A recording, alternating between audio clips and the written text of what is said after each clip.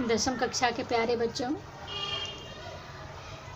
अपने पाठ्यक्रम के तहत कृतिका किताब का एक अंतिम पाठ है साना साना हाथ जोड़।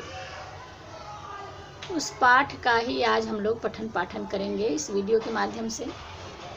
सबसे पहले इस पाठ की जो लेखिका हैं मधु कांकरिया, उनकी थोड़ी सी चर्चा हम लोग कर लेते हैं। मधु कांकरिया का जन्म 1957 में कोलकाता में हुआ था और उन्होंने कोलकाता विश्वविद्यालय से ही अर्थशास्त्र में MA की उपाधि प्राप्त की और कंप्यूटर एप्लीकेशन में डिप्लोमा भी किया। बहुत सारी उन्होंने रचनाएं की, जिसमें खुले गगन के लाल सितारे, बीतते हुए, सलाम आखिरी, अंत में ईशु आदि का नाम भी आता है। समाज की जो कुछ प्रमुख समस्याएं हुआ करती थी उस पर भी लेखिका मधु कांकरिया ने लोगों का ध्यान आकर्षित करवाया। महानगर की घुटन, असुरक्षा के बीच युवाओं में जो नशे की लत होती जा रही है, लाल बत्ती के इलाकों वाली जो पीड़ा होती है, उसके दंश को भी उन्होंने उकेरा है। यहाँ जो हम पढ़ने वाले हैं साना साना हाथ जोड़ी, यह पाठ जो है तो वैसे बहुत ही लंबा पाठ, किंतु इसमें लेखिका ने बड़ी बारीकी से महानगरों की जो भाव शून्यता है, भागम भाग है और उनका जो मशीनी जीवन हो गया है, उसकी ऊब को अंशों में दिखाया है। और उसी ऊब की वजह से महानगरीय सभ्यता में रहने वाले जो उच्च वर्ग के लोग हैं वो यात्राओं की ओर निकल पड़ते हैं। मधु कांकरिया भी उन्हीं में से हैं। हम लोग के पाठ्यक्रम में जो यह पाठ है वह भी दरअसल एक यात्रा वृतांत ही है और ये पूर्वोत्तर भारत के सिक्किम राज्य की राजधानी गंगटोक और उसके आगे हिमालय की यात्रा का वर्णन करती है। अपने इस यात्रा वृतांत में उन्होंने हिमालय के अनंत सौंदर्य का ऐसा अद्भुत और व्यापक विश्लेषण इस पाठ के माध्यम से किया है कि जब हम पाठ पढ़ते हैं तो अनायास ही हमारा मन उस सौंदर्य को देखने को लालायित हो उठता है।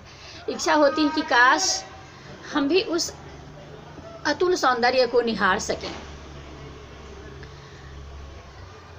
लेखिका की जो यायावरी प्रवृत्ति है, यानी घूमने वाली प्रवृत्ति जो है, यात्रा करने की जो प्रवृत्ति है, वह उन्हें इस तरफ ले ही जाती है और लेखिका ने ऐसा मनोहारी वर्णन किया है उन जगहों का कि ऐसा प्रतीत होता है कई स्थलों पर बच्चों कि हम उसे अपनी ही आंखों से निहार रहे हों। और महिला यायावरी की विशिष्टता कि महिलाओं का यायावरी के प्रति जो रुझान है उसकी विशिष्टता भी हमें इस यात्रा वृत्तांत में देखने को मिलती है।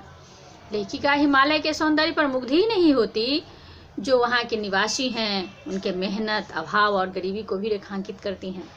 यह भी बताती हैं कि हिमालय तक पहुँचने वाले रास्तों के निर्माण में लोग अपनी जानें गंवा चुके हैं। मतलब कि पीड़ा और सौंदर्य दोनों ही हमें देखने को मिलता है। इसका अद्भुत मेल हम देख पाते हैं और अगर हम इसको पढ़ते हैं मनोभाव से तो मन में करुणा के भाव भी जागृत होते हैं।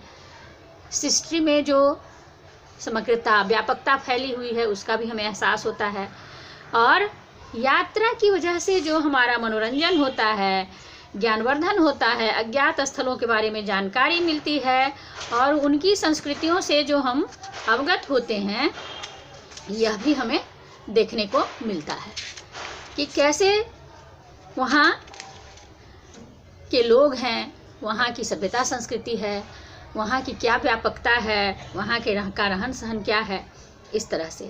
और लेखिका बहुत सारे स्थलों पर तो बड़े ही अच्छे शब्दों में हमें मोहती हैं। जो उनके साथ रहने वाला जितेन है, जो एक गाइड भी है, जो लेखिका को उस जगह के बारे में बताता है, उसके भी मनोभावों को लेखिका ने चित्रित किया है। बच्चों की तरह इनकी बर्फबारी देखने की तमन्ना बलवती हो उठती है। बहुत सारे जगहों का इन्होंने इसमें वर्णन किया है, लायुंग, गंगटोक, युमथांग आदि। ये सब जगह जो हैं वह हमें बहुत ही अच्छे ढंग से देखने को मिलता है कि कैसे कैसे उन जगहों की स्थिति है, वहाँ की सभ्यता संस्कृति क्या है, वहाँ के लोग कैसे रहते हैं, वहाँ की जो औरतें हैं वो कितना कठिन जीवन जीती हैं, पहाड़ी इलाका के लोगों का जीवन कैसा होता है, हम लोग जो समतल मैदानी इलाकों में हैं तो कैसे रहते हैं। बच्चों, थोड़ी सी चर्चा हम करते हैं पाठ के शीर्षक पर, साना साना हाथ जोड़ी। ये शब्द हम लोगों के लिए थोड़ा सा अलग है, तो बच्चों लेखिका ने शीर्षक इसलिए ऐसा रखा कि वहाँ एक प्रार्थना होती थी कि साना साना हाथ जोड़ी गर्दहु प्रार्थना, हामरो जीवन तिमरो जीवन कौशली ... मतलब कि यह प्रार्थना के माध्यम से कहा जा रहा है कि छोटे छोटे हाथ जोड़कर, साना साना मतलब छोटे छोटे हाथ जोड़कर मैं प्रार्थना कर रही हूँ कि मेरा सारा जीवन अच्छाइयों को समर्पित हो। तो कितनी बड़ी मनोभावना है कि हमारी प्रार्थना यही है, हे प्रभु आपसे हमारी यही प्रार्थना है कि मेरा जीवन जो है वह अच्छाइयों को समर्पित हो, अर्थात मेरी बुराइयां न उभरे, मेरी बुराइयां समाप्त हो जाएं। तो जो अच्छे लोग होते हैं बच्चों, वो हर जगह हमें कुछ न कुछ नया और अच्छा संदेश दे ही देते हैं। और इस पाठ के माध्यम से लेखिका ने अपने यात्रा का वर्णन और वहाँ की सभ्यता संस्कृति और बहुत सारी ऐसी चीज़ों का हमें ज्ञान कराया जो हमारी मानवता को परिपुष्ट करते हैं। मेहनतकश लोगों को क्या मिलना चाहिए और हर जगह की हमारी जो सभ्यता संस्कृति है उसमें कुछ न कुछ धार्मिक भावनाएं कैसे घुली मिली है, इसका भी उन्होंने वर्णन किया। पाठ में बहुत सारे प्रश्न ऐसे आएंगे बच्चों कि कैसे किस तरह से गाइड की क्या भूमिका होती है और लेखिका को कैसी अनुभूति होती है, प्राकृतिक सौंदर्य में डूबी लेखिका जो हैं वो किस तरह से अपने आप को लीन पाती हैं, और औरतों का जो काम है कि कितना कम लेकर ये समाज को अधिक वापस लौटा देती हैं। तो यह है कि मेहनत उनका बहुत अधिक है और कैसे वह हमारे समाज को बहुत सारी चीज़ें दे देती हैं। इन सब बातों का वर्णन उसमें हुआ है। इस वीडियो को बहुत लंबा हो जाएगा इसलिए बहुत लंबा नहीं ले जा रही हूँ। आप लोग इसको देखिए, सुनिए और पाठ के प्रश्नों को हल करने का प्रयास कीजिए।